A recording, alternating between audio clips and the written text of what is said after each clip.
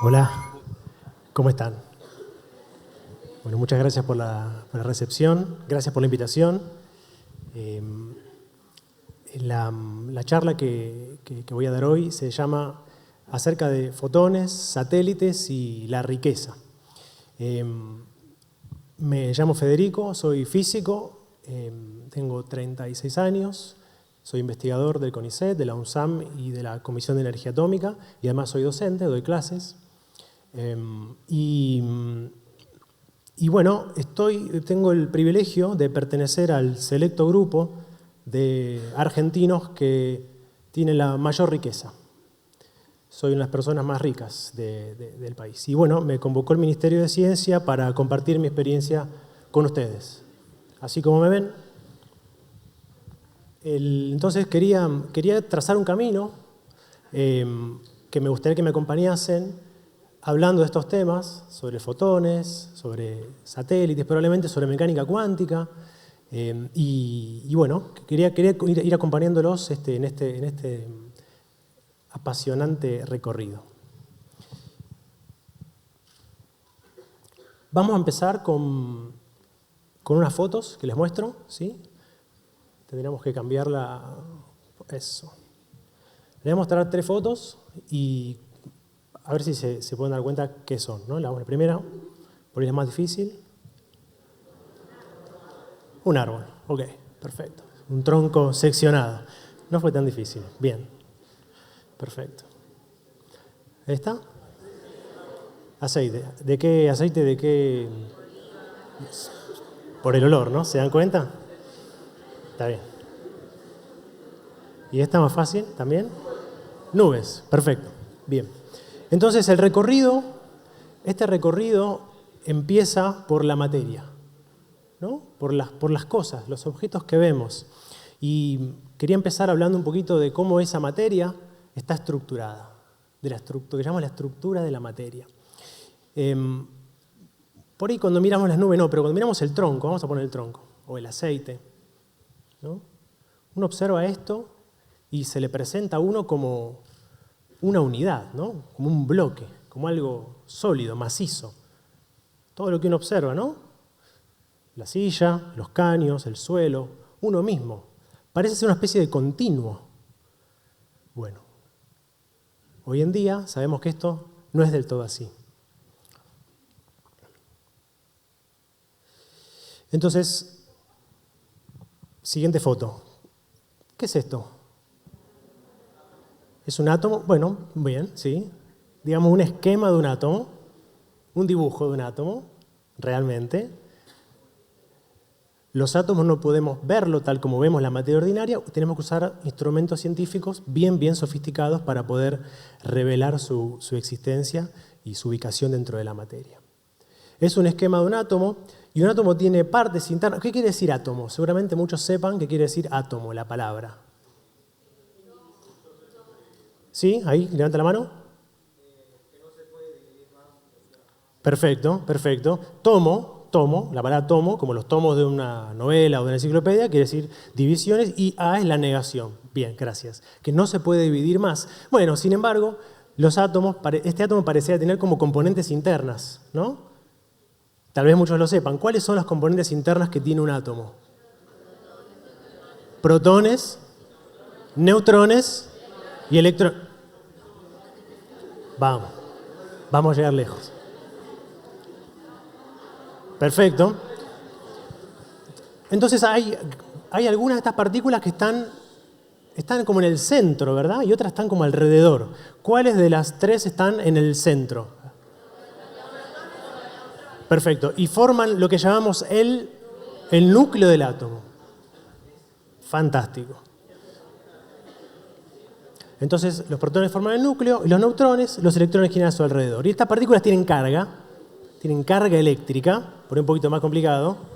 ¿Cómo son la carga de estas partículas? Empecemos.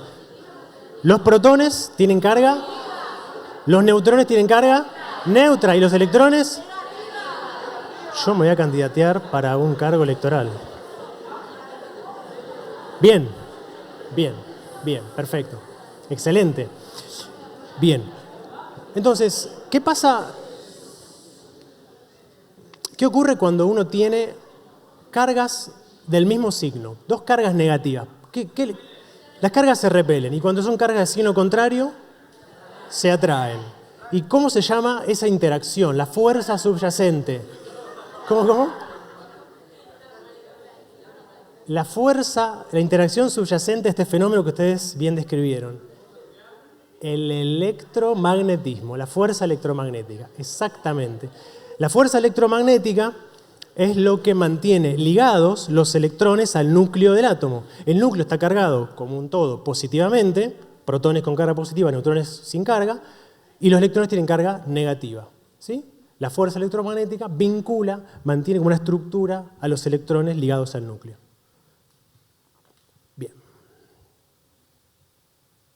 Perfecto. Otra forma de verlo, tenemos los átomos y la estructura interna, núcleo, con protones y neutrones y los electrones. ¿Y qué ocurre ahora si a nuestro átomo le ponemos al ladito un segundo átomo? Forma una estructura un poquito más grande, que en principio si tiene dos átomos o más, se llama molécula. Perfecto. Y la molécula, así entendida, es la unidad más fundamental que tiene las propiedades físico-químicas, digamos, de la materia que se nos presentan de forma macroscópica. ¿Sí? La dureza, el color, la textura, densidad, etcétera, etcétera. Bien. Efectivamente, dos átomos, dos o más, en principio, forman una molécula y muchas moléculas forman lo que llamamos materia. Por ejemplo, una fácil, que la molécula de agua, ¿qué átomos tiene? H2O, perfecto, que son H, dos de hidrógeno y uno de oxígeno. Muy bien, fantástico, espectacular. No me puedo ni alejar de la computadora. Ahora ¿cuántas moléculas hay realmente? ¿No? Estos sólidos, ¿no? Ese tronco que vemos, o una botella con agua, un litro de agua, ¿cuántas moléculas tiene? Es decir, tienen que ser muchas, ¿no? Porque de alguna forma tienen que estar tan empaquetaditas que se nos presentan a nuestros ojos, a nuestros sentidos, como un cuasi continuo que no podemos resolver. Alguien dijo mol, una palabra por ahí. Bueno, dieron la magnitud, la cantidad del número de Avogadro, perfecto. Son muchas, ¿no? Es difícil tratar de darse una idea cabal de qué significan ese número de Avogadro, 10 a la 20, 25, 23 moléculas, ¿no? Entonces empezamos, puse ahí 30.000, ¿no? Empezamos con 30. En un aula normalmente hay 30 personas, ¿no? Es un orden de magnitud. En este aula hay muchas más, probablemente haya 300. Vamos al tercer cero, estamos por acá. ¿Sí? Si decimos 30.000 entran en una cancha de fútbol, los espectadores de un partido de fútbol son 30.000, por ejemplo. Si ponemos 3 ceros más, estamos en 30 millones. Y ahora hablamos de orden de magnitud de la población de nuestro país. Somos más que eso, pero orden de magnitud, ¿no? Los físicos vemos todo a grosso modo, ¿no? Para poder entender el problema inicialmente. ¿Sí? Si agregamos un cero más, estamos en 300 millones, la población ya de Sudamérica, un poquito más. Un cero más, 3.000 millones, es la mitad de la población mundial, más o menos. Pero fíjense por dónde empezó el número, ¿no? Hay mucha pantalla para recorrer.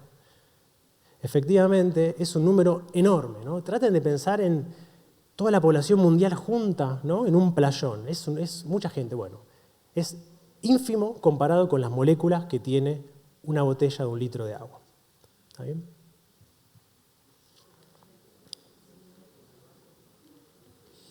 Bien. Vamos muy bien. Ahora, un poquito más difícil. Le voy a mostrar las 3 fotos que le mostré al principio, las mismísimas, y quiero que traten de pensar en qué las une, qué relaciona estas 3 fotos que les voy a mostrar, el árbol, el aceite y las nubes. Hay una idea subyacente que las vincula de un modo u otro. Las pongo de nuevo, piensen un cachito.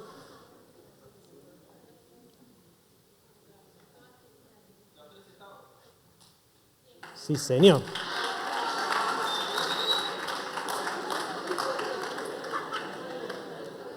Sí, señor. ¿Cómo se llama este estado, digamos? ¿Cómo le decimos? Sólido. Está espectacular. Bien, muy bien. Entonces, microscópicamente, la materia se organiza en moléculas que después están, de nuevo, una al lado de la otra, y entre esas moléculas hay fuerzas que las mantienen vinculadas en diferentes estados, lo que llamamos diferentes estados, ¿no? El estado sólido, líquido y gaseoso. Entonces probablemente hayan visto este dibujo previamente, ¿sí? Acá lo hice con átomos, pero vale para molécula lo mismo, ¿sí? Tenemos un sólido en donde las moléculas o átomos están muy ordenaditos, en el caso de los cristales, las distancias intermoleculares son pequeñas y el sólido mantiene su forma y su volumen, ¿no? Ahora, a mi bloque de hielo, digámoslo así, le agrego calor, aumento su temperatura y esas moléculas, yo soy una molécula y ahí tengo otra molécula, empiezan a moverse, empiezan a vibrar cada vez más, de forma tal que la distancia promedio empieza a aumentar un poco y ahora esa forma se pierde y cambiamos la fase, pasamos de la fase sólida a la fase líquida. El dibujo no ayuda mucho, me doy cuenta, porque parecería ser que en el sólido están más separadas entre sí que en el líquido, y no es así, ¿no? Es un esquema nada más, ¿verdad? Y seguimos agregando calor, ahora tengo mi bloque de hielo, se transformó en un recipiente con agua, le agregamos calor y ese agua líquida pasa al estado gaseoso, en donde ahora claramente las moléculas están mucho más separadas entre sí y ni el volumen ni la forma se conservan, ¿no? Los gases ocupan todo el volumen del recipiente que lo contiene. Entonces me hice un bailecito, ¿no? Para simbolizar ¿qué cosa? Las vibraciones, ¿no? Y lo dije en el contexto de agregar calor. Entonces acá tenemos otra vez la aparición de un fenómeno macroscópico, que es la temperatura, explicado de forma microscópica. Cuando algo está caliente, al final de cuentas, lo que ocurre es que sus moléculas están más agitadas que algo que está frío, en donde las moléculas están más quietecitas.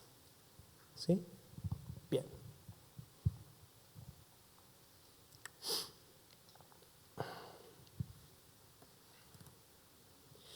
Bueno, creo que voy a mostrar ahora un dibujo, a ver si se dan cuenta qué es. Impresionante. Efectivamente, es el contorno de una tabla periódica. Ahí está. Bien. ¿Y qué quiere decir? ¿Qué simboliza esta tabla periódica?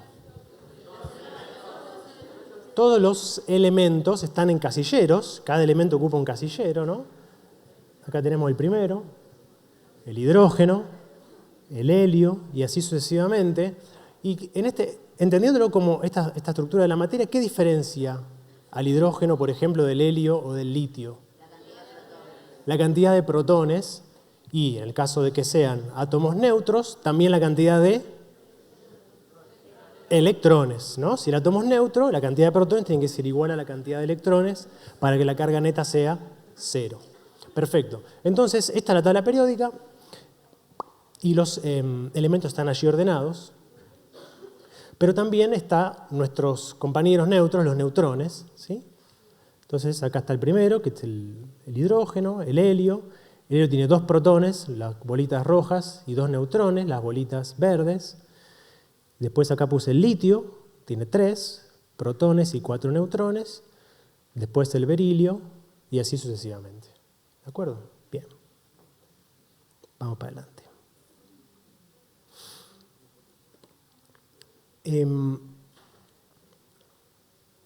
La tabla periódica se llama periódica por algo. ¿Por qué se llama periódica? Parecía que algo se repite, ¿no? O hay un periodo. ¿Qué es lo que se repite? ¿Qué es lo que está ordenado? ¿Cuál es el orden subyacente en esta tabla? El número de protones parecería en aumento, ¿no? De 1, 2, 3, 4 hasta 90 y pico. Pero algo que es periódico. ¿Qué es lo que es periódico? Más difícil esta pregunta. Las propiedades Gases nobles, las propiedades no físicas, sino o químicas, diríamos físico-químicas, ¿verdad? Las columnas tienen cierta periodicidad en sus propiedades físico-químicas. En particular, por ahí recién comentaron, los gases nobles. ¿Cuál de todas estas columnas corresponde a los gases nobles? La última de todas, ¿verdad? Que además, si se fijan, tiene otro color, ¿no? El color celeste, porque en estado en CNPT, en condiciones ambientes, son gases. O sea que todos los elementos de la columna que está a su derecha son gases nobles, y eso define ciertas propiedades químicas, como por ejemplo, que no son, o mejor dicho, no reaccionan químicamente con otros elementos. Pero bueno, es un terreno en el cual no quería incursionar mucho, solo quería hacer este comentario. Bien. Bueno.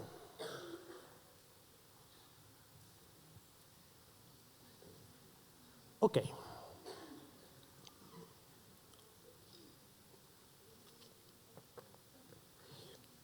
Ahora, este dibujo que está acá representa un átomo. De vuelta es un esquema de un átomo donde está el núcleo, formado por protones y neutrones, y la bolita celeste o azul es un electrón. Y fíjense que el electrón está justo arribita de un círculo. Un círculo que se llama, muy bien, orbital. Orbital, con L al final. No es una órbita definida, como por ejemplo la de la Tierra alrededor del Sol, sino es una especie de nube de probabilidad en la cual el electrón se encuentra, donde el electrón vive. Para poder graficarlo hicimos un círculo bien definido, ¿no? Y hay otros círculos bien definidos, pero realmente nuestro modelo de la naturaleza propone que los electrones están en orbitales, donde su radio de giro no es constante, sino que es una nube de probabilidad. Ahora, lo que sí es bien definido, que en realidad representa este círculo, no es la posición del electrón, sino, ¿qué cosa? Va por ahí, sí, pero falta una vuelta de tuerca. La no. La energía, sí. Sí. Y acá, en este simple dibujo, estamos hablando de uno de los pilares fundamentales de lo que llamamos la mecánica cuántica. La física cuántica, como se dice, digamos, los físicos decimos mecánica cuántica, ¿no? Entonces, vamos a decir así, mecánica cuántica. Los electrones no están en cualquier orbital, no tienen cualquier energía, tienen energías completamente definidas. ¿Alguien levanta la mano por ahí a preguntar? Sí. La pregunta es si sería como el experimento de la doble rendija. Bueno, el fenómeno subyacente no es el mismo, pero lo que sí comparten, digamos, en primera intuición es la idea de que las rendijas son discretas y no es una mancha continua. Pero el fenómeno no es el mismo de lo que yo estoy queriendo acá decir. Pero bueno, gracias por tu pregunta de todas maneras. Entonces, la energía de los electrones está totalmente definida, ¿correcto? Y solo pueden tener la energía representada por los círculos. Los electrones no pueden tener energías intermedias. O están en este circulito de energía, o están en este otro circulito, o en este, o en otros que no me alcanzó la pantalla para dibujar, ¿no? Hay muchos niveles posibles de energía. ¿Sí? ¿No? Difícil. Esto es como uno de los pilares fundamentales de la mecánica cuántica. Es extraño, es contraintuitivo, ¿no? Por ejemplo, una analogía con nuestro sistema solar. Claro, en el sistema solar hay una cantidad de planetas que están en una cierta órbita alrededor del Sol, pero la razón por la cual están ahí, y no un poquito más o un poquito menos, no es algo subyacente al modelo que nosotros entendemos que explica el funcionamiento de los cuerpos celestes, las leyes de Newton. Podría tranquilamente haber un planeta en cualquier otra posición y tener otra energía potencial gravitatoria distinta. Es un continuo de energías potenciales gravitatorias aceptables. ¿Sí? Acá no. A nivel microscópico esto es bien distinto, bien diferente. La energía de los electrones está en un lugar y no en otro. Bien. Entonces, ¿qué pasa si yo, por algún mecanismo, tomo un electrón y lo pongo en un estado energético mayor? Por ejemplo, este que está acá. ¿Sí? Otro principio, digamos, fundamental de la física dice, bueno, ustedes seguramente lo saben, los sistemas tienden a minimizar su energía, ¿no? Sería como la forma teórica de la ley del menor esfuerzo, en cierto modo, más o menos. O sea que los sistemas naturalmente tienden a minimizar su energía. Entonces, la menor energía de este sistema, del átomo, está cuando el electrón está más cerca del núcleo. Si yo por algún motivo logré apartarlo y llevarlo a un nivel energético superior, ese electrón lo que va a hacer, apenas pueda, es decaer, volver a su estado que llamamos fundamental, el estado donde la energía total del sistema es mínima. ¿Bien? Y producto de ese decaimiento, producto de ese pasaje de la órbita, del orbital segundo al orbital primero, digámoslo así, apareció una especie de flechita ondulada, ¿no? Ese fueguito representa el lugar que ocupaba hace un instante el electrón. El electrón hizo una transición, pasó del orbital 2 al orbital 1. Y en esa transición apareció una flechita. Esa flechita representa un fotón. Esa flechita representa un cuanto de luz. Así como la materia está organizada en una estructura con paquetes bien discretos, la luz también. La luz, que a nuestros ojos aparece como algo, digamos, casi continuo, ¿no? Más sencillamente descrito por la óptica geométrica o la óptica ondulatoria. En forma última, la luz está formada por pequeños paquetes, pequeños cuantos, y esos cuantos se llaman fotones. ¿Sí? En este esquema que estoy mostrando acá, estamos representando la emisión de uno de esos cuantos, un solo fotón.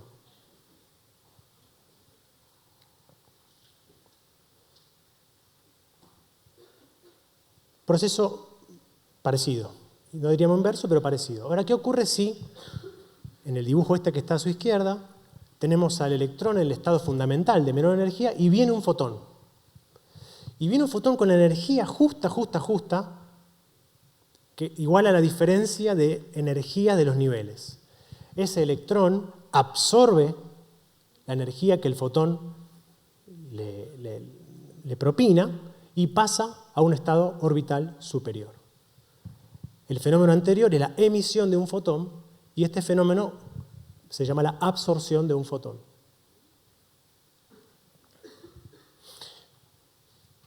Con estas ideas podríamos hablar un rato sobre la tecnología que usamos nosotros para iluminarnos, ¿no? Los tubos fluorescentes, las lámparas incandescentes, ahora las lámparas LED, pero no voy a entrar en ese detalle, ¿no? Por ahí, como para la persona interesada, tratar de pensar en estas ideas que estamos ahora discutiendo, cómo se aplican tecnológicamente a la forma que tenemos nosotros de iluminarnos.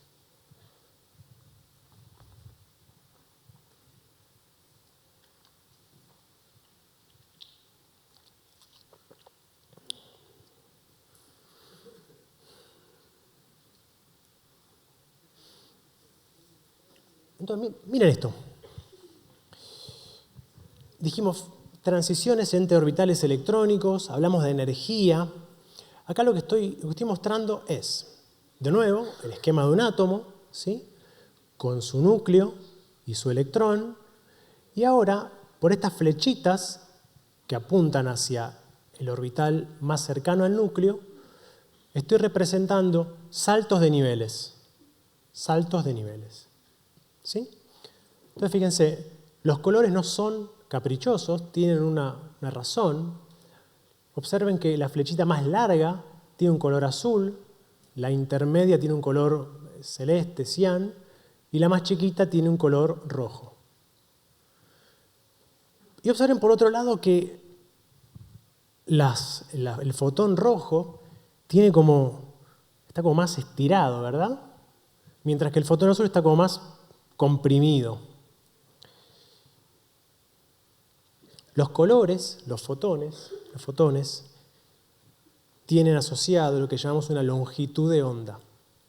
cuanto más corta sea la longitud de onda, mayor es la energía del fotón. Cuanto más larga es la longitud de onda, menor es la energía del fotón. Y eso está aquí graficado, ¿ven?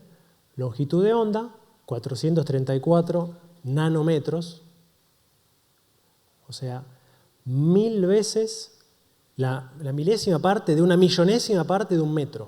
O sea, un metro partido en un millón de pedacitos, bueno, ese cachito 1000 veces más. Muy chiquito. ¿Ven? El cian 486 y el rojo 657. Y esto que está acá es la energía. Si se fijan, son, diríamos, inversamente proporcionales.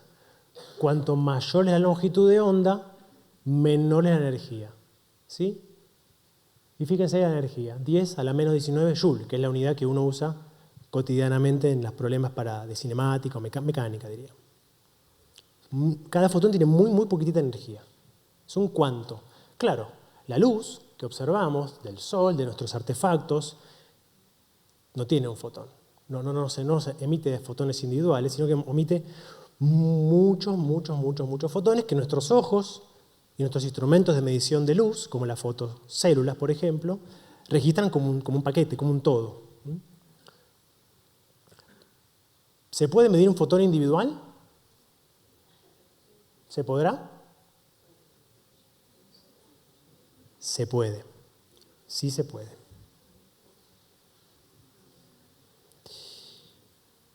Entonces, esto que está acá, esto que está aquí dibujado, tenemos dos espectros, uno de absorción y uno de emisión.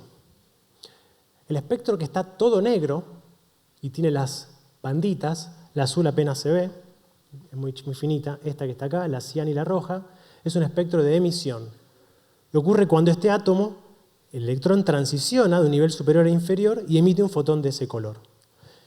Y sin embargo el otro es un espectro de transmisión o de absorción. Si yo ilumino este átomo con fotones de muchas longitudes de onda, solo algunas son absorbidas por este átomo. Las que justo coincidan con la diferencia de energía de los niveles electrónicos. ¿Se está complicando? ¿Un poco? Voy a sacar el cálculo.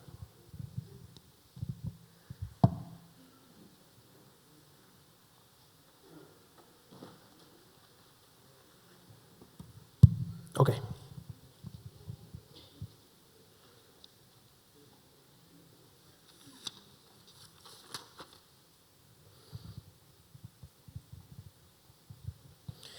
Bien, entonces, resumen hasta acá. Las transiciones electrónicas, cuando ocurren desde un nivel superior a inferior, tienen asociadas la emisión de un cuanto de luz que llamamos fotones. Eso llamamos la emisión, y cuando uno ilumina con un fotón un átomo con la energía adecuada, puede lograr la absorción. Bien. Volvemos un segundito a la materia, ¿no? Ven como la luz, los fotones y la materia están íntimamente relacionados. Cuando hablamos del átomo, dijimos que la fuerza electromagnética es la que mantiene ligada al electrón o los electrones con el núcleo atómico. El electrón está cargado negativamente y el núcleo está cargado positivamente.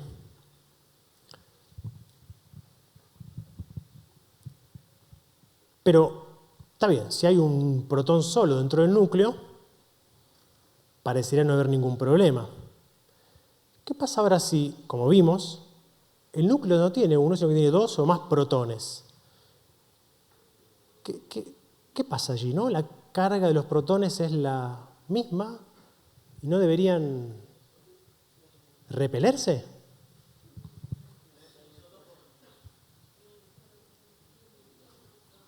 ¿Se entiende el razonamiento, no? O sea, con los electrones ningún problema. Son negativos, el núcleo es positivo. Ahora, si miramos un cachito dentro del núcleo, estamos todos de acuerdo que el helio tiene dos protones. Bueno, fenómeno, pero los protones tienen carga positiva. ¿No deberían los protones repelerse? Sin embargo, forman la unidad del núcleo. Lo que están acotando es que dicen, ¿no están los neutrones que ayudan a estabilizar el núcleo? Bien, esa respuesta va bien encaminada con lo que quiero discutir ahora a continuación.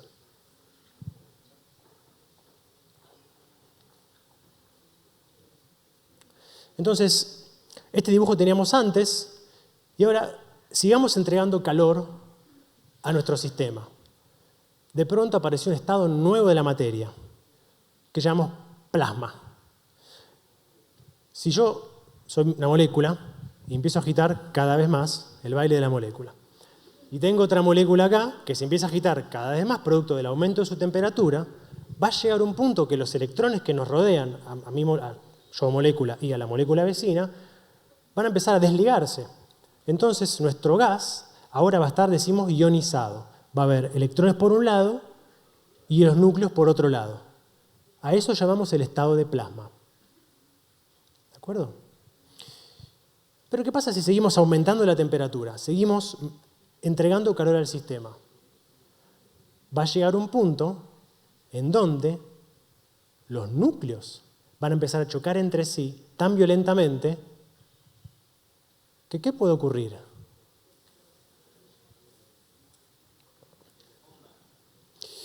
Entonces,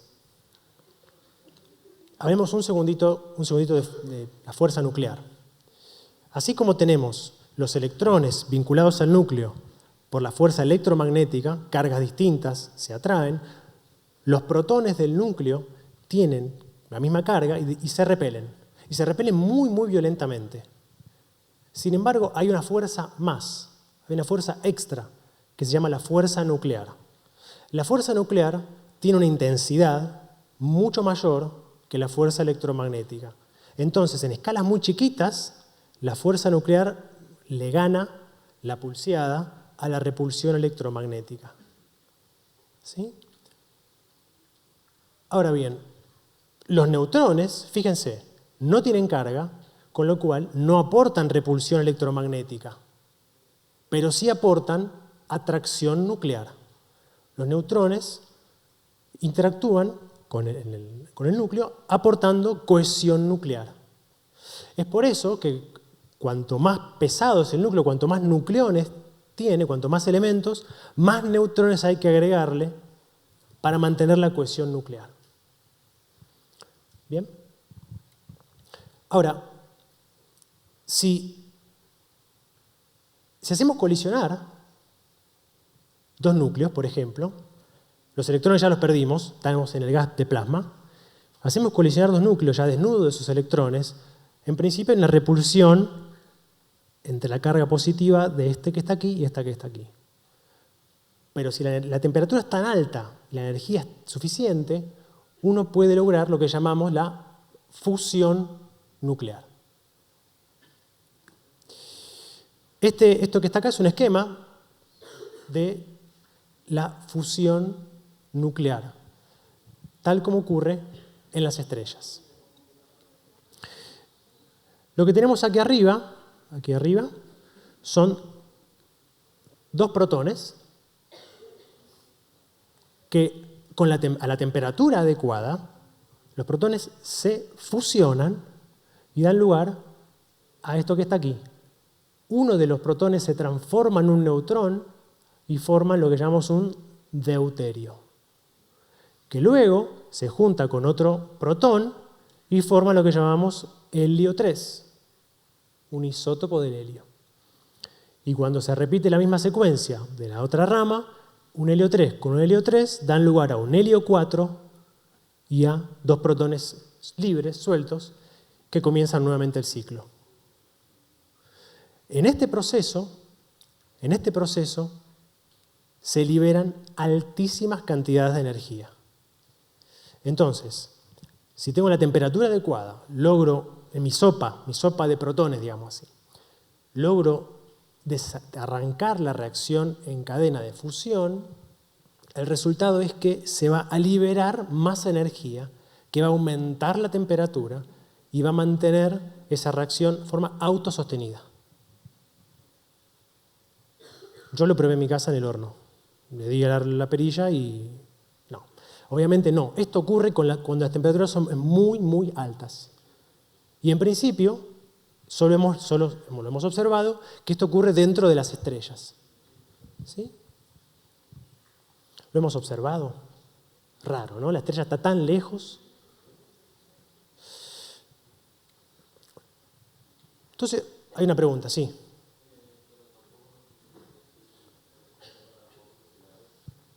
¿Repetime la pregunta?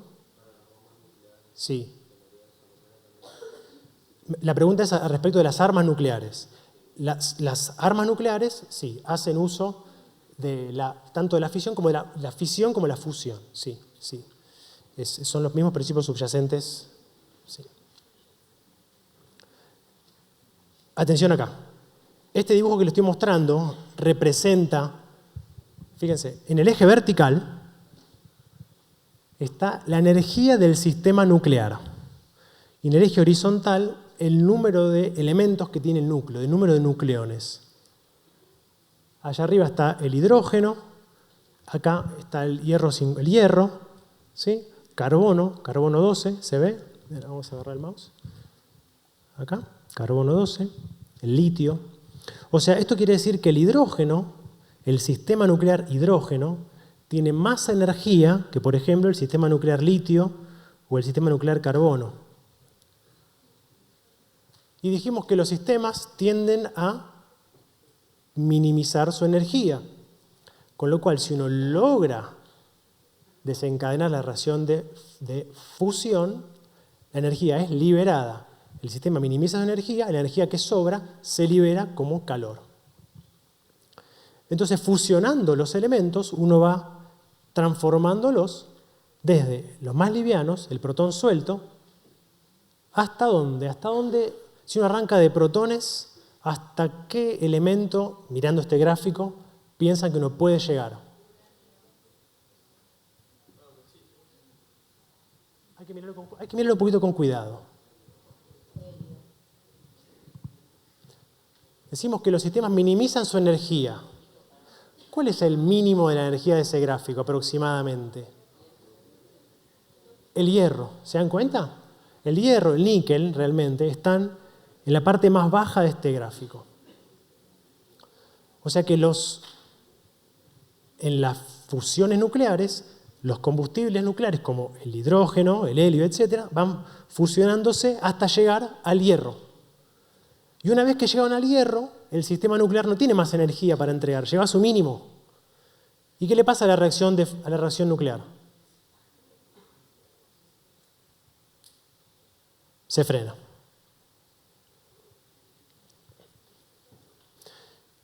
Esto es algo bastante más complicado. Acá puse otro que no vamos a discutir, otras reacciones que hay, pero bueno, como ven, las combinaciones son muchas y es todo un campo de investigación hoy en día.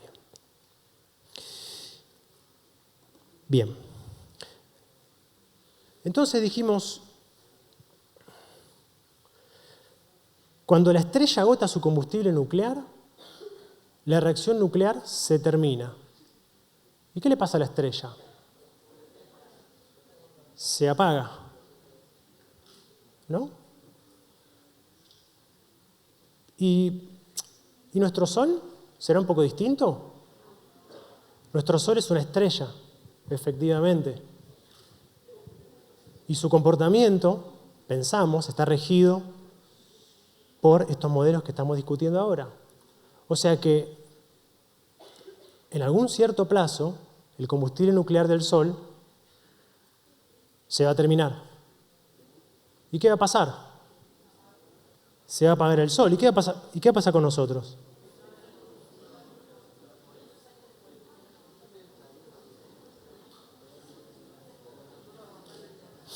Respiremos profundo. Enfrentémoslo, ¿no?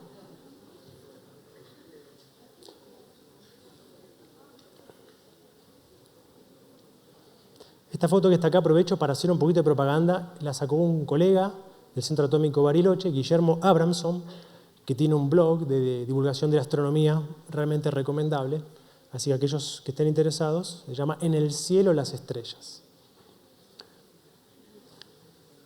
Entonces, nuestro Sol se va a apagar.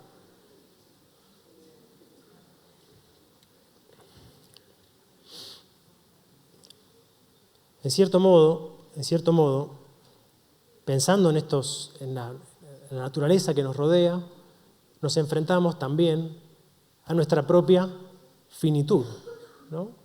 Probablemente nosotros nos vayamos del mundo antes que el sol se apague. Ok, vamos para adelante un poquito más. Entonces, dijimos, esto pasa en las estrellas, pero ¿esto pasa en las estrellas? ¿Cómo sabemos que esto pasa en las estrellas? ¿Cómo pensamos que esto pasa en las estrellas? ¿Podemos ir a tomar una muestra? A la Luna parece que podemos ir. Vamos, tomamos una muestra. A otros planetas podemos ir. ¿Podemos ir hasta una estrella? No podemos. ¿Y entonces? ¿Cómo? Hay vestigios en la Tierra.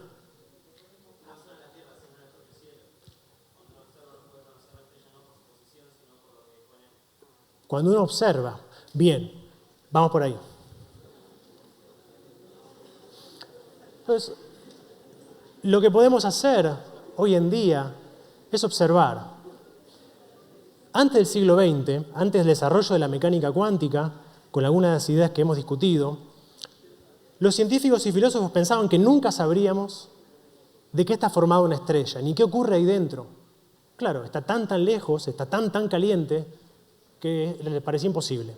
Sin embargo, cultivando nuestro intelecto, hoy tenemos un modelo que explica la vida de las estrellas y, en parte, nuestra propia existencia.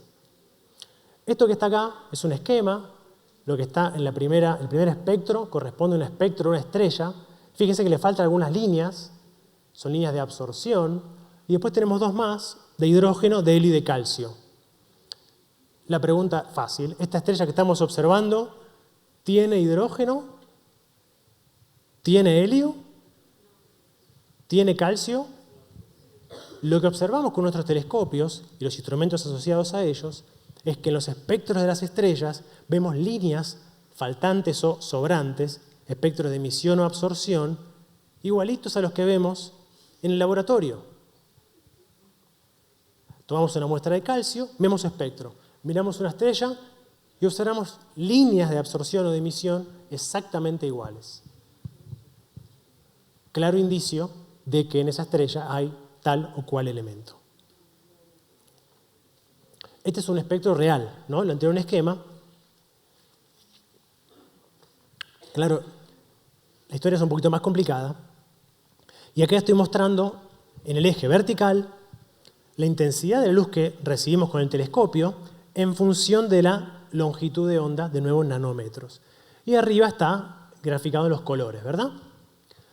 Pareciera haber como un continuo de colores, de longitudes de onda, y cada tanto ciertas como deplesiones, ciertas caiditas, que si uno mide con precisión a qué longitud de onda corresponden y después las compara con las longitudes de onda medidas en el laboratorio, coinciden de forma asombrosa. ¿Sí? En este espectro observamos líneas de hidrógeno, la H656, de sodio, de hierro, de manganeso, y así sucesivamente. En este gráfico está sintetizado parcialmente uno de los triunfos más grandes de nuestra civilización, ¿no? Mirar el Cerro Catedral, la foto de Guillermo, todos esos puntitos luminosos allá a lo lejos, ¿no? Que tanto nos han inspirado, ¿no? Han despertado poetas, compositores, escritores. Hoy en día tenemos un modelo que explica qué es lo que ocurre dentro de esas estrellas.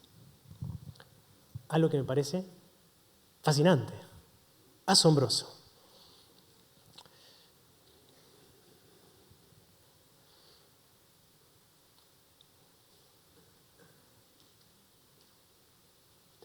Bien. Ya estamos llegando al final. Hemos hecho un largo recorrido. Hablamos de la materia, de su estructura, hablamos de los fotones, hablamos de la luz. Y ahora estamos en condiciones de abordar la siguiente figura donde hay mucha información condensada. Es esta que está acá. No es gran cosa, ¿no? Sí. Miramos un poquito. En este gráfico estamos viendo la opacidad de la atmósfera en función de la longitud de onda, en función de la energía, del color. Realmente los fotones, que hasta ahora hemos hablado de fotones rojos, azules y coloreados, digamos, no solamente forman lo que llamamos el espectro visible. Los fotones tienen un rango de longitudes de onda grandísimo. Fíjense, hasta ahora hablamos de nanómetros, que sería toda esta parte que está aquí, es la parte del espectro visible. Pero cuando hablamos de radiofrecuencia, de microondas, infrarrojo, ultravioleta, rayos X y rayos gamma, también estamos hablando de fotones. A pesar de que digamos ondas de radio a veces o radiofrecuencia. Todos estos fenómenos, aparentemente distintos, con aplicaciones tecnológicas bien variadas, tienen en forma subyacente el mismo fenómeno, que es la luz, que son los fotones. La diferencia es la energía de cada fotón, y como vimos, energía y longitud de onda son inversamente proporcionales. Cuanto menor es la longitud de onda, para acá en este gráfico, mayor es la energía. Los rayos gamma tienen más energía que las ondas de radio. Los rayos X también. Bien. Entonces, ahora tenemos la opacidad de la atmósfera en función de la longitud de onda. Entonces, ¿esto qué quiere decir? Que para fotones que tienen longitud de onda de 10 metros para arriba, más o menos, la atmósfera es 100% opaca. O sea que si uno ilumina desde afuera de la Tierra con fotones de esa energía, de esa longitud de onda, quedan retenidos en la atmósfera. Lo mismo pasa para los rayos gamma. Todo el tiempo llegan a la Tierra rayos gamma provenientes de fuera de nuestro sistema, provenientes del Sol, del centro de la galaxia, de estrellas lejanas o objetos astrofísicos. Nuestra atmósfera nos blinda, nos protege. Es totalmente opaca a los rayos gamma. Fíjense qué casualidad que no es opaca a los fotones visibles. Casualidad. Nosotros los podemos ver esos puntitos, las estrellas, el Sol. Aquí arriba, bueno, puse para graficar las fuentes de los fotones, ondas de radio, esto es un hornito de microondas, intenté dibujar. Bueno, estas son dos personitas y están justo cerca del infrarrojo. ¿Alguien sabe por qué? Por allá hay una mano.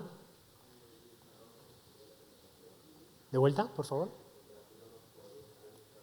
Correcto, exactamente. Todos los cuerpos, los cuerpos físicos, por el hecho de tener macroscópicos, por el hecho de tener temperatura, emiten radiación. Emiten radiación que está vinculada con la temperatura. La temperatura es ambiente, ¿no? 300 grados Kelvin, 20 grados centígrados, genera la emisión de fotones en el espectro infrarrojo. Y esos son los fotones que vemos con las cámaras de visión nocturna, ¿no? Los sensores infrarrojos captan ese tipo de fotones. Bueno, y finalmente, acá puse 4 dibujos. ¿Qué son? Son satélites, ¿verdad? Y se supone que están más o menos alineados con un rango de energía de los fotones. Entonces, fíjense. Por ejemplo, si uno quiere desde la Tierra observar el cosmos, observar los rayos gamma que llegan hacia nosotros, ¿lo podemos hacer aquí, a nivel del mar? No, porque está toda la atmósfera que nos blinda, que evita que esos rayos gamma lleguen. La forma de hacerlo es mediante instrumentos montados a bordo de satélites. Esto que está aquí es un observatorio astrofísico para el estudio de los rayos gamma. Análogamente, en el infrarrojo, si uno quiere detectar, por ejemplo, los fotones provenientes de galaxias muy lejanas, debe hacerlo en el espectro infrarrojo, por razones que dejamos para otra charla. Y desde la Tierra no lo puedes hacer, no se puede hacer. La atmósfera los va a absorber a todos. Necesariamente hay que ir al espacio para montar un instrumento adecuado arriba de un satélite. ¿Qué pasa con el primero? ¿Se animan a decir un satélite de qué es? ¿Qué función cumple? Escuché internet por ahí, que algo más parece. De comunicaciones, exactamente. O sea que este satélite no apunta hacia afuera, sino que apunta hacia adentro. Y fíjense que, no de casualidad, justo este satélite está alineado con una parte del espectro en donde nuestra atmósfera es, decimos, transparente. Los fotones de esas longitudes de onda, de esa energía, se propagan sin problema. Por eso podemos poner una antena y emitir señales, emitir fotones hacia el satélite y viceversa.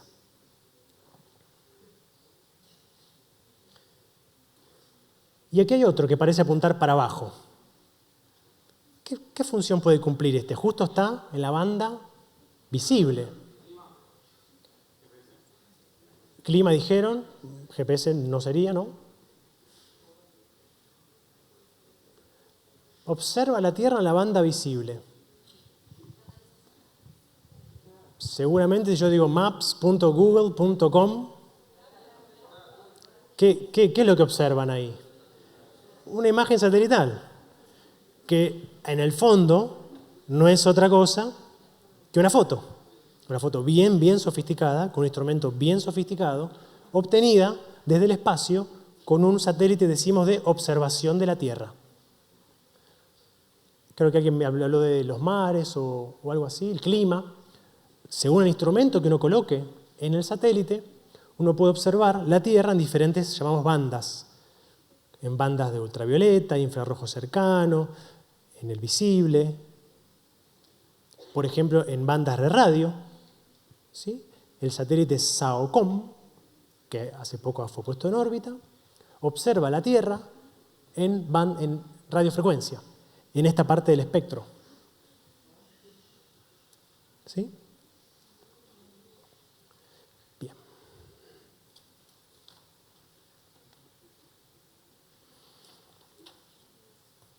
Bueno.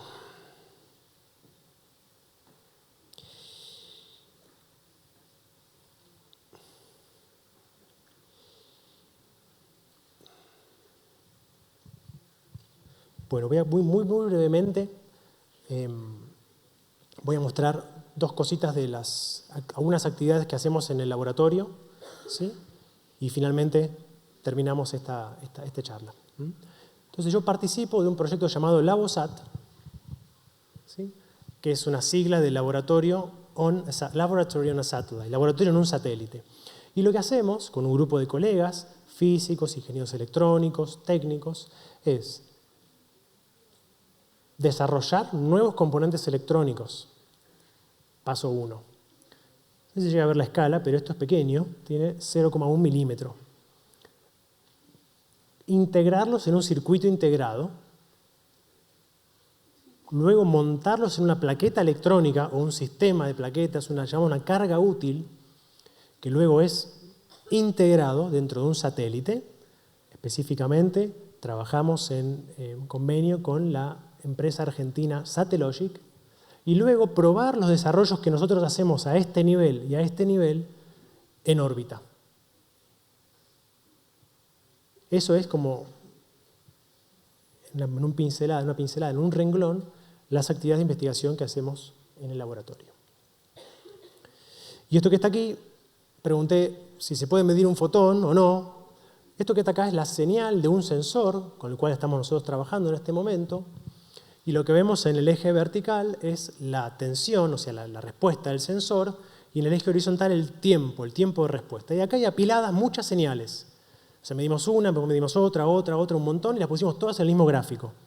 Si se fijan, con cuidado, se puede ver que hay muchas señales superpuestas. Aquí, otras acá, otras acá, otras acá, y así siguiendo. Y lo que se observa es que las señales tienen una altura discreta, ¿no?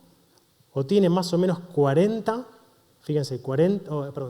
milivolts, 120 milivolts aproximadamente, 180 aproximadamente, así siguiendo. Eso quiere decir que estamos detectando o un fotón, o dos fotones, o tres, y así sucesivamente. Pero nunca 1,5, nunca 1 y un poquito, porque en forma última los fotones vienen de a 1, o viene o no viene. O llega un fotón, es detectado o no es detectado. ¿Sí? Vamos a dejarlo aquí. Y por último, les quería mostrar, compartir con ustedes algunas fotos de los miembros del grupo con los cuales trabajo y las actividades que hacemos. Un día típico empieza temprano, ¿no? 7 de la mañana, con un buen baño. A veces voy en tren al laboratorio, a veces voy en el auto. Si pudiera más cerca, iría en bicicleta, me gustaría, pero bueno. Y nuestro trabajo consiste en hacer cálculos, hacemos cuentas, hacemos diseños, desarrollamos diseños de plaquetas electrónicas, de circuitos integrados, tomamos mediciones, usamos equipamiento científico y muy fundamentalmente nos comunicamos, trabajamos en equipo, ¿sí? Cuando la empresa tiene la envergadura del trabajo tiene cierto tamaño, es muy importante poder trabajar en equipo. Este que está acá es Leandro, es un ingeniero electrónico, graduado en La Matanza, está trabajando sobre una computadora de a bordo para probar en órbita. Acá estamos con Tomás. Tomás es un estudiante de Ingeniería Espacial de UNSAM, Universidad de San Martín, acá estoy yo. ¿Sí? Estamos poniendo un sensor dentro de un encapsulado, dentro de este ámbito que se llama una sala limpia, donde mediante filtros especiales removemos todo el polvo circundante para que esas partículas de polvo no se depositen en el sensor o las piezas que estamos integrando. Este chico se llama Agustín, está haciendo unas mediciones sobre un chip, es un sistema electrónico. Acá estamos discutiendo con Mónica. Mónica estudia física, está haciendo su tesis de graduación. Y este es Matías, estudiante de doctorado de física también. Bueno, hay muchos más, elegí algunos pocos. Acá hay una foto del grupo, un poquito desactualizada, pero ven. Acá podemos mencionar a Federico y a Pablo, que son los investigadores más formados, de mayor carrera académica, los líderes del grupo. Bien.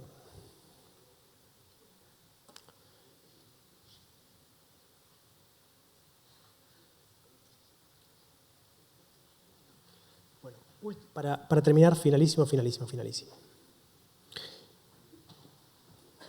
En física muchas veces hacemos experimentos, ¿no? Con cables, con aparatos, medimos, anotamos, hacemos análisis de datos, programamos, pero a veces hacemos lo que se llama experimento pensado. ¿Sí? Un experimento donde uno no hace realmente la medición concreta, sino que usando el marco conceptual que uno ya conoce, imagina la situación hipotética y trata de hacer deducciones lógicas de esa situación que hipotetiza.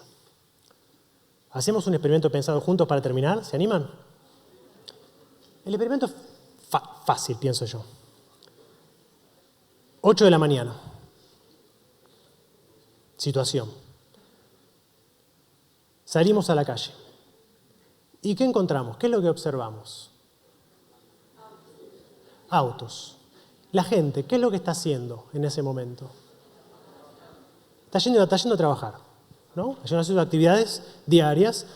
Cuando uno termina de estudiar, probablemente empieza a trabajar de una forma u otra. Tengo una primera pregunta.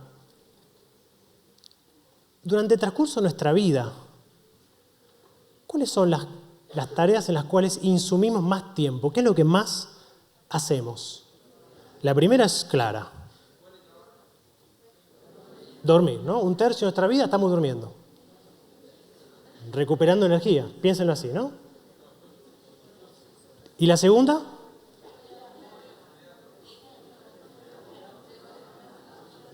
No hay unanimidad.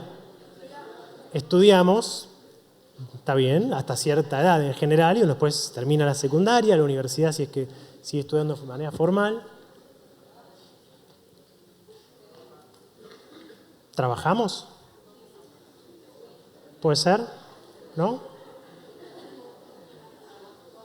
¿Hacemos un trabajo?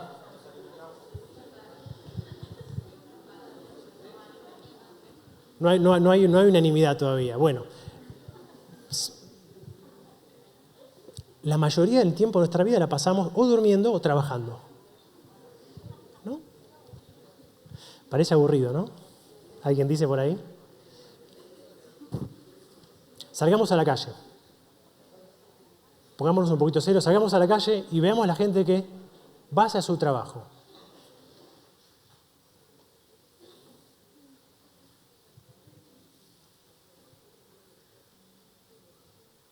Vean sus rostros.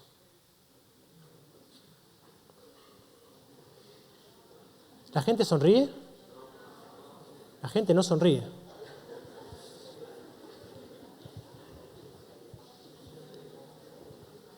¿Alguno sonríe?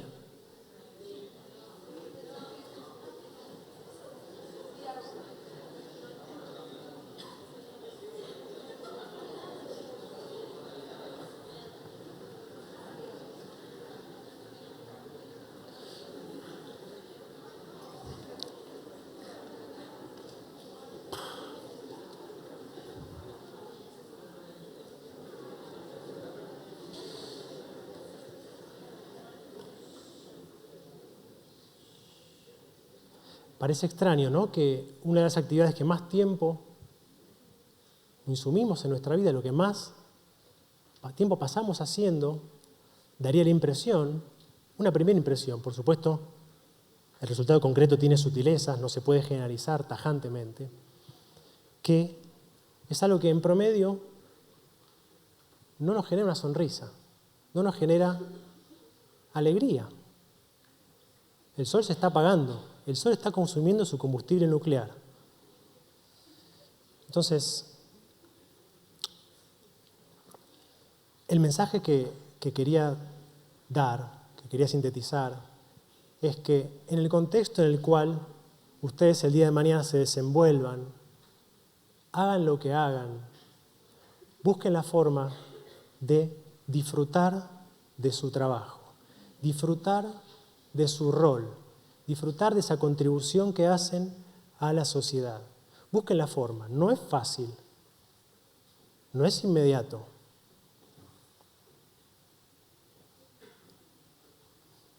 Pero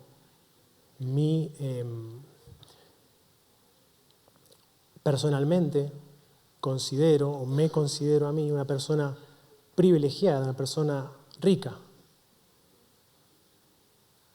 producto de que puedo hacer una actividad que me gratifica, que me gusta. Hagan lo que hagan, intenten buscar la forma de hacer algo que los gratifique, algo que les guste y que lo disfruten. El sol se está apagando, así que a no perder las sonrisas en los rostros. Gracias por su atención.